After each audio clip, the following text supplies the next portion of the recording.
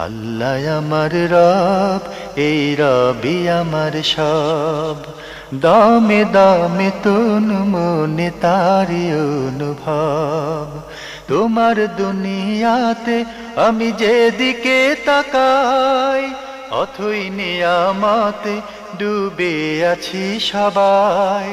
পাক পাখালির গানে শুনি তসবি কালো রব, তসবি কালো রব। আল্লাহ আমার রব, এই রবি আমার সব। আসসালামু আলাইকুম, আলহামদুলিল্লাহ, আসসালাতু ওয়াসসালামু আলা রাসূলিল্লাহ।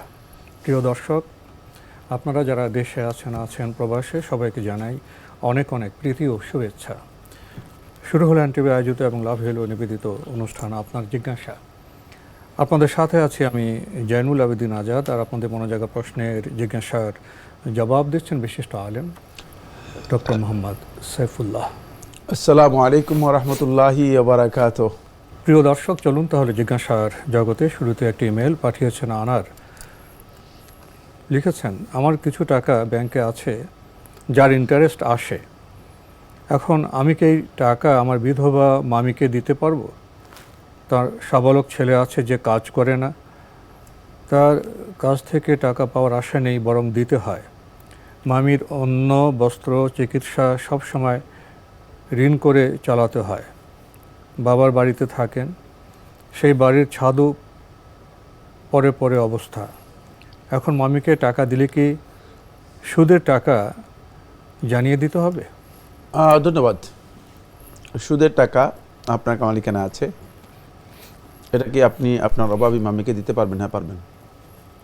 যেহেতু তিনি জীবনযাপন করতে খুব হিমশিম খাচ্ছেন, কষ্ট পাচ্ছেন, ঋণ করতে হচ্ছে এবং ঋণ করতে হচ্ছে, হতদরিদ্র মানুষ, সেক্ষেত্রে তার জীবনের মূল্য অনেক বেশি অন্যান্য কাজের চেয়ে।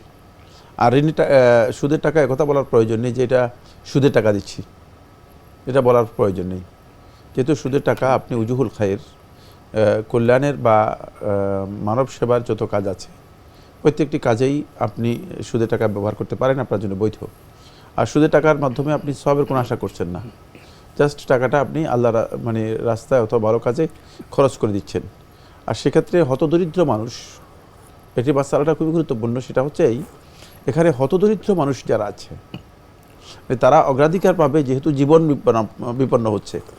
তো জনসেবার কাজ করার আগে যাদের জীবন বিপন্ন হয়ে যাচ্ছে তাদেরকে তো উদ্ধার করতে হবে, তাদেরকে তো রক্ষা করতে হবে। সেক্ষেত্রে আপনি আপনার মামিকে সেই টাকা দিতে পারবেন। আমরা জানলাম বিষয়টি সম্পর্কে। প্রিয় দর্শক, আমাদের হাতে আরও একটি ইমেল। একটা নাম মোহাম্মদ, আবার অনিম চৌধুরী। যাক, আমরা আপনার ইমেলে যাই। লিখেছেন, ধৈর্য ধরতে যে কেউ যদি একটা সময় আর সহ্য করতে না পারে, একটু রাগারাগি করে ফেলে, তাহলে কি পুরো ধৈর্যের ফজিলত নষ্ট হয়ে যাবে, নাকি যতটুকু ধৈর্য ধরেছে ততটুকুর ফজিলত ঠিকই পাবে? খুবই গুরুত্বপূর্ণ প্রশ্ন করেছেন।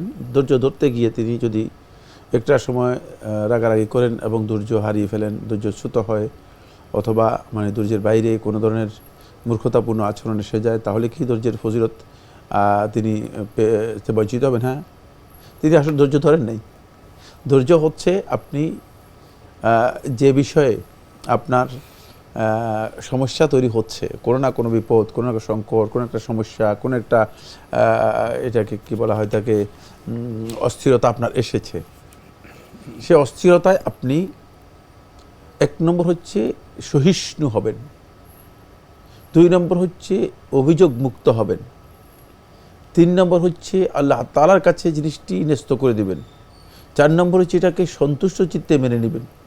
এই সবগুলো একসাথ করতে পারলে এটা হচ্ছে ধৈর্য। এখন আপনি যদি কোনো না কোনো কারণে অস্থির হয়ে যান, তাহলে আপনি আসলে ধৈর্য ধরেন নাই। তাহলে ধৈর্যের যে ফজিলত রয়েছে, অবাশশিরিস সাবিরিন আল্লাযীনা ইযা আসাবাতহুম মুসিবাতুন ক্বালু ইন্না লিল্লাহি ওয়া ইন্না ইলাইহি রাজিউন। আপনি ইস্তিরজা করতে পারেন নাই আল্লাহর কাছে। আল্লাহর কাছে যেভাবে প্রত্যাবর্তন এবং ফিরে আসার ঘোষণা দেয়া, সেই ঘোষণাটুকু আপনি দিতে পারেন নাই। আল্লাহ তাআলা বলেছেন, ইন্না লিল্লাহি ওয়া ইন্না ইলাইহি রাজিউন। যখনই আপনি দেখবেন যে সমস্যা, যখনই আপনি দেখবেন সংকট, যখনই আপনি দেখবেন যে বিপদ, তখন আপনি ইন্না লিল্লাহি, যে আমরা আল্লাহর জন্য, এর মাধ্যমে আপনি ঘোষণা দিচ্ছেন যে আমরা তো আল্লাহর অধীনেই বান্দা, সুতরাং আমাদের অতিরিক্ত কিছু করার নেই, এটাকেই মেনে নিতে হবে। মানে আপনি মেনে নিচ্ছেন সবটাই।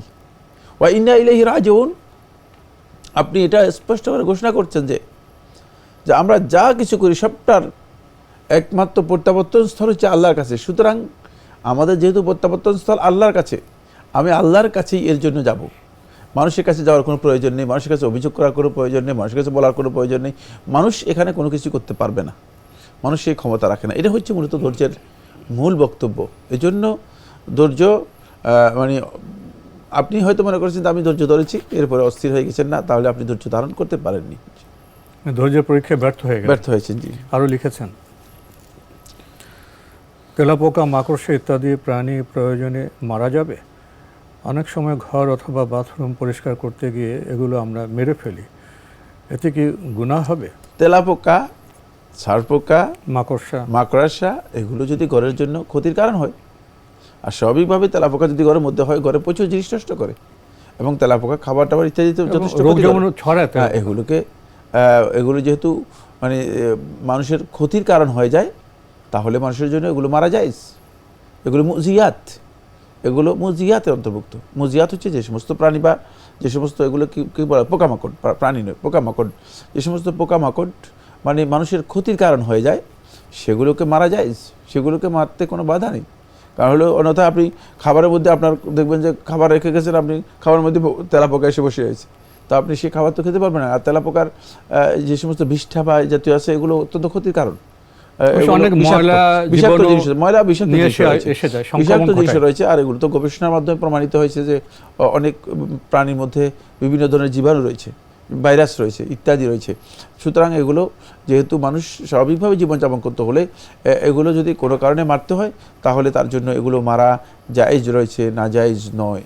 আমরা জানলাম বিষয়টি সম্পর্কে। প্রিয় দর্শক আরও লিখেছেন, সার্বক্ষণিক অজু অবস্থায় থাকা খুবই গুরুত্বপূর্ণ একটি ইবাদত। আমার প্রশ্ন, এক্ষেত্রে কি বায়ু নির্গত হওয়ার সাথে সাথেই যে আবার অজু করতে হবে, নাকি একবার অজু করে এসে পরবর্তীবার বাথরুমে না যাওয়া পর্যন্ত এই ফজিলত থাকবে? একটু বুঝিয়ে বলবেন। বোঝানোর কিছুই নেই, একেবারে স্পষ্ট বক্তব্য। উজু নষ্ট হয়ে গেলে উজু করতে হবে। বায়ু যদি নির্গত হয়, তাহলে আপনাকে আবার উজু করতে হবে। সেক্ষেত্রে আপনি আবার গিয়ে উজু করে আবার মানে উজু অবস্থায় থাকবেন। রাসূলুল্লাহ সাল্লাল্লাহু আলাইহি ওয়াসাল্লাম হাদিসের মধ্যে ইরশাদ করেছেন, লা ইউহাফিযু আলাল উযু ইল্লা মুমিন। মুমিন ব্যক্তি যার প্রকৃত ঈমান রয়েছে, ঈমানের প্রকৃত পরিচয় হচ্ছে এই, ঈমানদার ব্যক্তি সবসময় উজুর উপর থাকবে, উজুর উপর কন্টিনিউ করবে। সুতরাং উজুর উপর এই যে মুওয়াজাবাত করা, নিয়মিত উজুর উপর থাকা, এই কাজটি অত্যন্ত মর্যাদাপূর্ণ কাজ। আর এটা ঈমানের সাক্ষী নিচ্ছে আপনার, মানে আপনার ঈমানের সাক্ষ্য দিচ্ছে যে আপনি ঈমানদার। আল্লাহ রাসূল সাল্লাল্লাহু আলাইহি ওয়াসাল্লাম বলছেন, এটা আমাদের ব্যক্তিগত গবেষণার বক্তব্য না, একেবারে সরাসরি হাদিস। সুতরাং সেই ক্ষেত্রে উজু নষ্ট হলেই উজু করতে হবে, উজু যেভাবে নষ্ট হোক না কেন। জি, উজুর ফজিলত সম্পর্কে একটু বলবেন। আর যারা উজুর ফজিলত রাখে, তাদের অসংখ্য ফজিলতের মধ্যে একটা ফজিলত হচ্ছে, আল্লাহ সুবহানাহু ওয়া তাআলা একজন ফেরেশতাকে তার জন্য নিয়োগ দেবেন, যে ফেরেশতা তার জন্য আল্লাহ রাব্বুল আলামিনের পক্ষ থেকে নিয়মিত আল্লাহ তাআলার কাছে মাগফিরাত এবং রহমতের দোয়া করতে থাকবে। তিনি রহমত এবং মাগফিরাতের এই দোয়া তিনি নিয়মিত লাভ করবেন। দ্বিতীয় নম্বর যে ফজিলত রয়েছে, ফজিলত হচ্ছে যে আল্লাহ সুবহানাহু ওয়া তাআলা তাকে আল্লাহ রাব্বুল আলামিনের জিম্মায় নিয়ে যাবেন। আল্লাহ তাআলা জিম্মার মধ্যে থাকার অর্থ হচ্ছে এই যে আল্লাহ সুবহানাহু ওয়া তাআলা আল্লাহর বান্দাকে যত বিপদ আপদ, বালা মুসিবত, সমস্যা সংকট আছে, সেগুলো থেকে আল্লাহ রাব্বুল আলামিন হেফাজত করবেন। যদি কোনো বিপদ আপদ আসে, সেগুলো থেকে আল্লাহ রাব্বুল আলামিন আল্লাহর পক্ষ থেকে সাহায্যের মাধ্যমে সহযোগিতা করবেন। আর যদি মৃত্যুবরণ করে থাকেন, তাহলে আল্লাহর জিম্মায়ের দায়িত্ব হচ্ছে আল্লাহ তাআলা তাকে জান্নাত দেবেন। এটা অত্যন্ত গুরুত্বপূর্ণ বিষয়, অনেক লম্বা আলোচনা, অনেক লম্বা বিষয়। জি ভাই অনিম চৌধুরী, সবশেষে আপনি লিখেছেন, ইকামতে মুয়াজ্জিনের কদ কামাতিস সালাহ এর প্রেক্ষিতে আমরা কি বলবো? হ্যাঁ, মুয়াজ্জিন যখন কদ কামাতিস সালাহ বলবেন, আপনি বলবেন কদ কামাতিস সালাহ, কদ কামাতিস সালাহ। রাসূলুল্লাহ সাল্লাল্লাহু আলাইহি ওয়াসাল্লাম হাদিসের মধ্যে ইরশাদ করেছেন যে ইজা সামি'তুমুল মুআদ্দিন ফাকুলু মিসলা মা ইয়াকুলুল মুআদ্দিন। তোমরা যখন মুয়াজ্জিনকে শুনবে, যেভাবে মুয়াজ্জিন বলে ঠিক সেভাবেই বলবে। তো মুয়াজ্জিনের যখন আজান অথবা ইকামত, দুটোই একই অর্থ, দুটাই একই পরিভাষা, দুটার পার্থক্য পরবর্তীতে করা হয়েছে। আজানটা শুধুমাত্র আগে দেওয়া হয় তাকে সময়ের দখলের জন্য, মানে সময় প্রবেশ করেছে এটা জানান দেওয়ার জন্য, এটা প্রচার করার জন্য। আর পরবর্তীতে ইকামতটা সালাত কায়েম হচ্ছে এই জন্য দেওয়া হয়ে থাকে। বাকি দুইটাই একই অর্থ, একই মায়না, মানে একই মিনিং বহন করে থাকে। সেক্ষেত্রে যখন ফাকুলু মিসলা মা ইয়াকুল মুয়াজ্জিন, মুয়াজ্জিন যেভাবে বলবে সেভাবে আপনি বলবেন। কদ কামাতিস সালাহ, কদ কামাতিস সালাহ।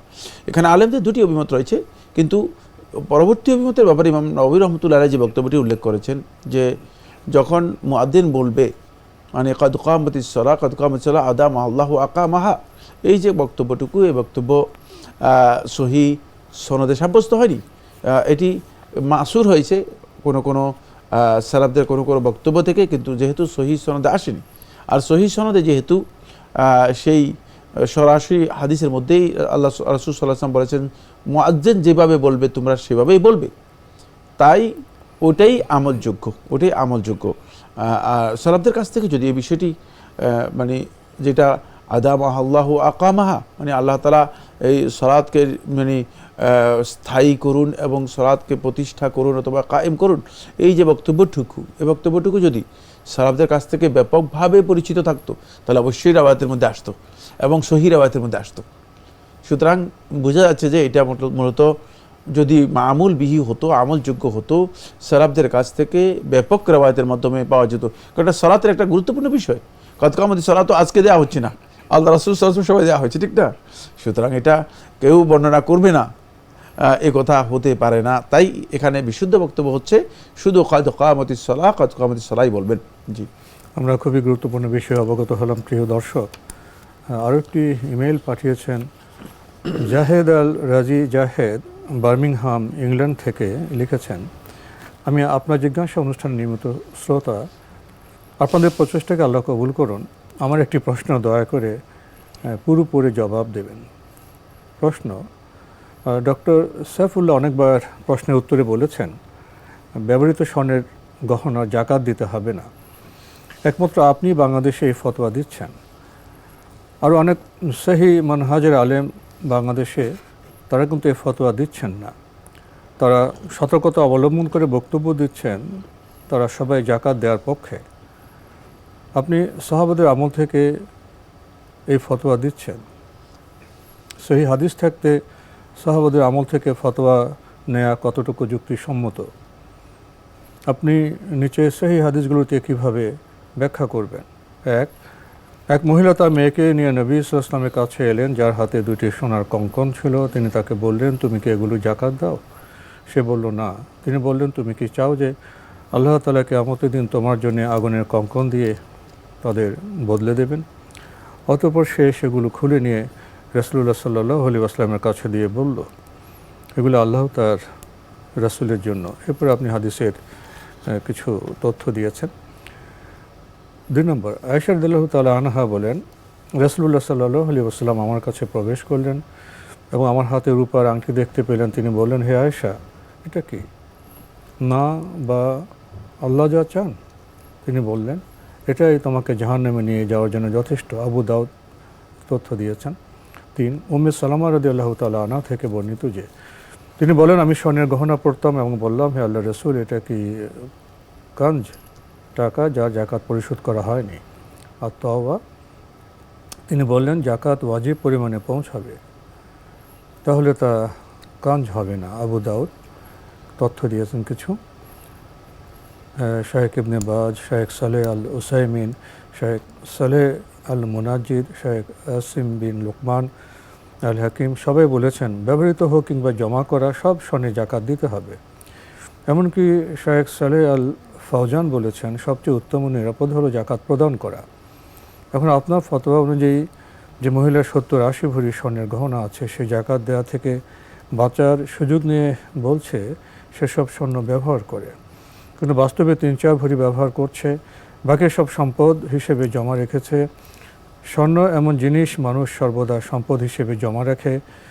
এমত অবস্থায় আপনি কিসের ভিত্তিতে ফতোয়া দিচ্ছেন? আপনি কি কিয়ামতের দিন সবার দায়ভার নেবেন? বিষয়টি একটু বুঝিয়ে বললে সবাই উপকৃত হবে। ধন্যবাদ এই ভাইকে, তিনি দীর্ঘ আলোচনা করেছেন। আমরা এই বিষয়ে অনেক লম্বা আলোচনা করেছি। আপনি যে প্রশ্নটি উল্লেখ করেছেন সেই প্রশ্নের মধ্যে আপনি 3টি হাদিস, উম্মে সালামা রাদিয়াল্লাহু আনহা থেকে একটি হাদিস, আয়েশা রাদিয়াল্লাহু আনহা থেকে একটি হাদিস আপনি এখানে উল্লেখ করেছেন। যে হাদিসগুলোর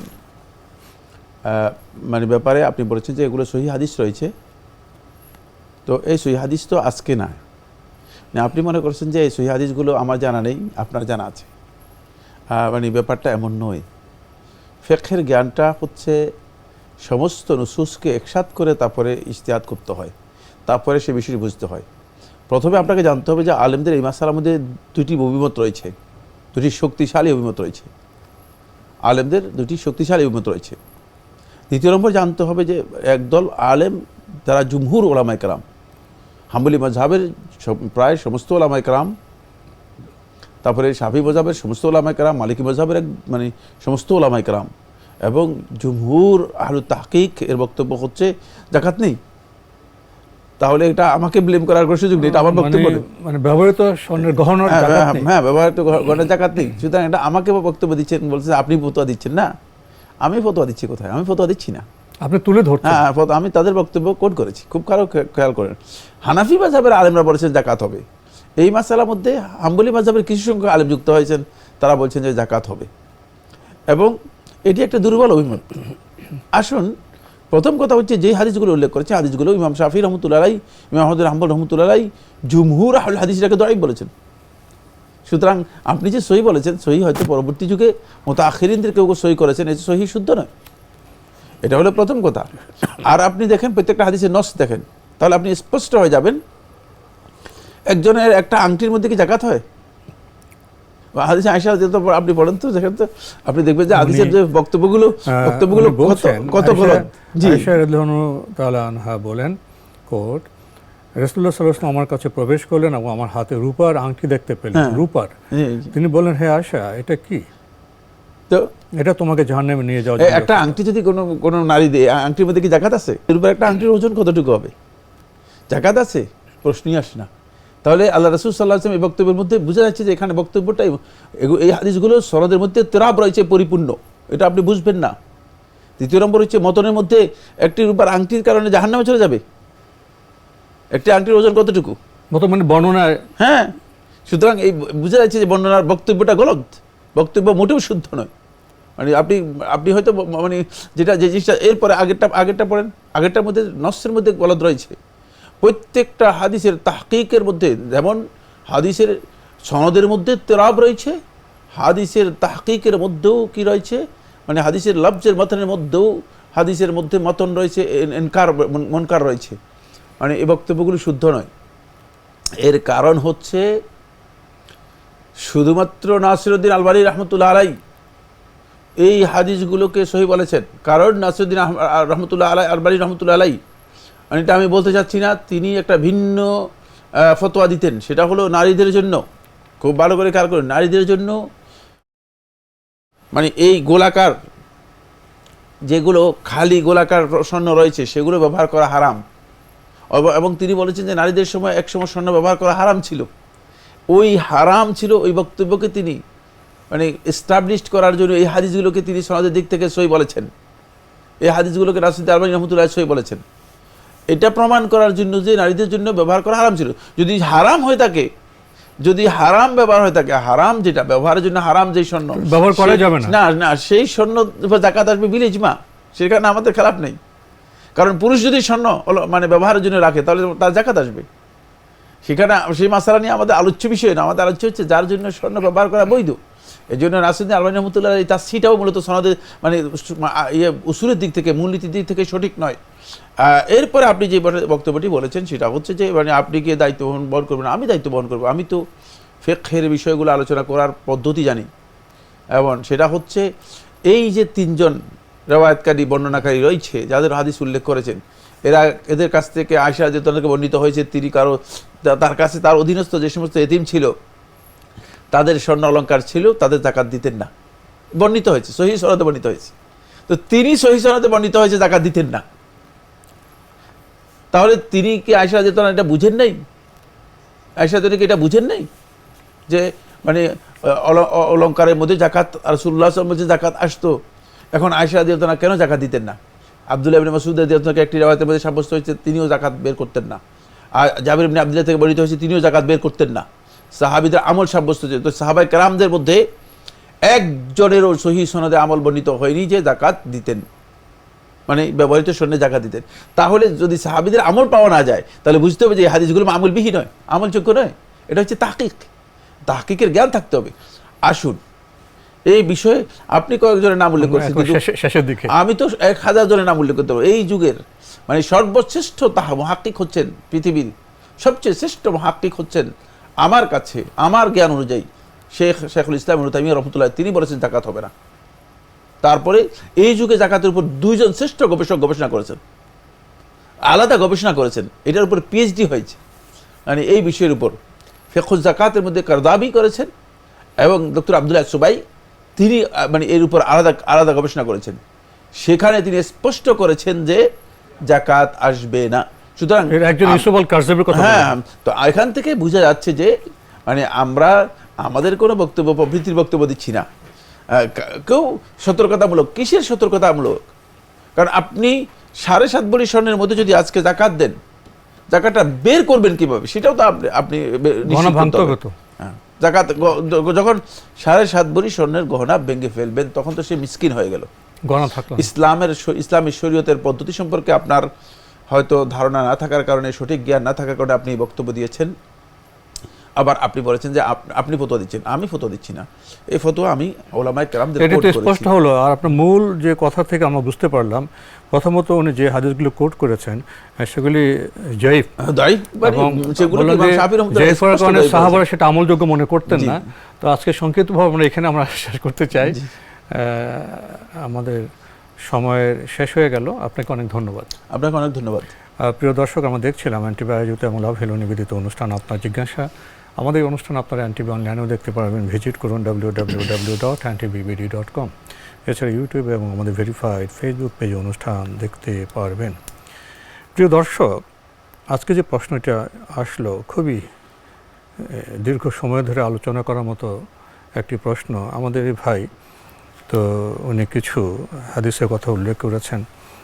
তো আমরা জানলাম হাদিসেদের সনদ আছে, মতন আছে, সাহেব তো বললেন এগুলো জাইফ, এবং এই কারণে সাহাবারা এই হাদিসগুলো আমলযোগ্য মনে করতেন না। এবং তিনি সাহাবাদের আমলে আয়েশা রাদিয়াল্লাহু তাআলা আনহার আমলের ভিত্তিতে বলেছেন তারা তো ব্যবহৃত স্বর্ণে জাকাত দিতেন না, এবং তিনি ফিকহি যে জ্ঞান তার ভিত্তিতে কথা বলেছেন, নিজের কথা বলেননি। তো আজকে আমাদের এখানে শেষ করতে হচ্ছে। চিঠি লিখুন, প্রশ্ন পাঠান আমাদের ঠিকানায়। পরিচালক আপনার জিজ্ঞাসা, এনটিভি, বিএসসিসি ভবন, 7ম তলা, 102 কাজী নজরুল ইসলাম অ্যাভিনিউ, কারওয়ান বাজার, ঢাকা 1215। ইমেল অ্যাড্রেস আপনার জিজ্ঞাসা @ntvbd.com। মহান আল্লাহ আমাদের সবাইকে নিরাপদে রাখুন, রাখুন শান্তিতে। আসসালামু আলাইকুম। আল্লাহ আমার রব, এই রবি আমার সব, দামে দামে তন মনে তারি অনুভব। তোমার দুনিয়াতে আমি যেদিকে তাকাই, অথই নিয়ামতে ডুবে আছি সবাই। পাক পাখালির গানে শুনি তসবিহ কালো রব, তসবিহ কালো রব। আল্লাহ আমার রব, এই রবি আমার সব।